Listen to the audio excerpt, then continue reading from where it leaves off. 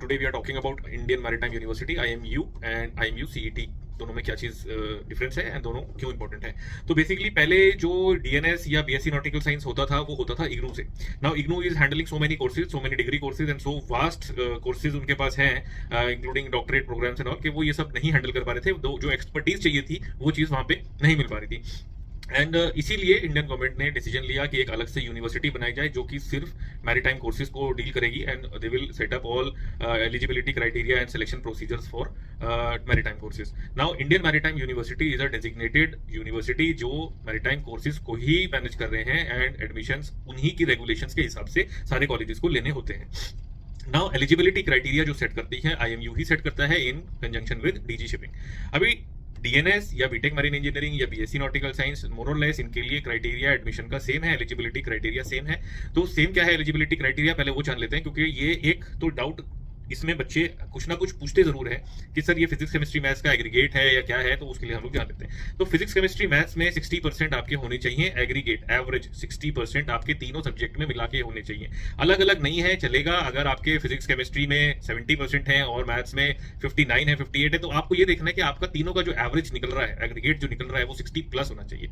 If it is there then you are eligible. अभी इसमें काफी क्वेश्चंस मेरे पास ये आते हैं ना कि सर हमारे इसमें 60 है, उसमें 75 है, उसमें 59 है, तो क्या हम एलिजिबल हैं? तो एलिजिबल आप हो, आप एग्रीगेट देखो। अगर आप इंडिविजुअल सब्जेक्ट आपका कोई एक ऐसा है जिसमें 60 से कम है बट एवरेज अगर आपका 60 से ऊपर आ रहा है देन यू आर एलिजिबल।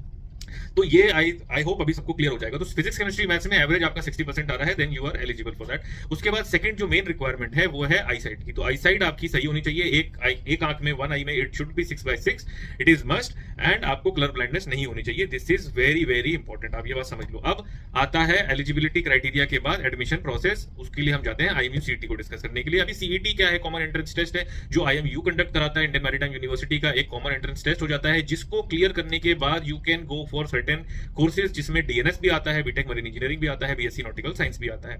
सारे कोर्सेज के लिए आपको IMU CET ही देना है। अभी IMU CET को देने के बाद you can go for any of this courses. वो आपको एप्लीकेशन के टाइम पे ही उसमें टिक मार्क करना होता है कि कौन से कोर्स के लिए आप अप्लाई कर रहे हो। अभी DNS जो है that is for 1 year, B Tech marine engineering is for 4 years and BSc nautical science is for 3 years. अभी DNS और BNS में क्या फर्क है? डिप्लोमा नॉटिकल साइंस और BSc नॉटिकल साइंस में यहाँ पे ये फर्क है कि DNS जो है वो 1 ईयर का कोर्स है एंड BSc नॉटिकल साइंस जो है वो 3 ईयर का डिग्री कोर्स है। डिप्लोमा DNS में डिप्लोमा मिलेगा आपको, BSc नॉटिकल साइंस करने के बाद डिग्री मिलेगी BSc की। डिप्लोमा नॉटिकल साइंस करने के बाद आपको शिप पे 18 मंथ्स की ट्रेनिंग फिजिकल करनी होगी, और BSc नॉटिकल साइंस करने के बाद वो ड्यूरेशन आपका कम होकर 4 या 6 महीने रह जाता है, एक ही कॉन्ट्रैक्ट आपको करना होता है।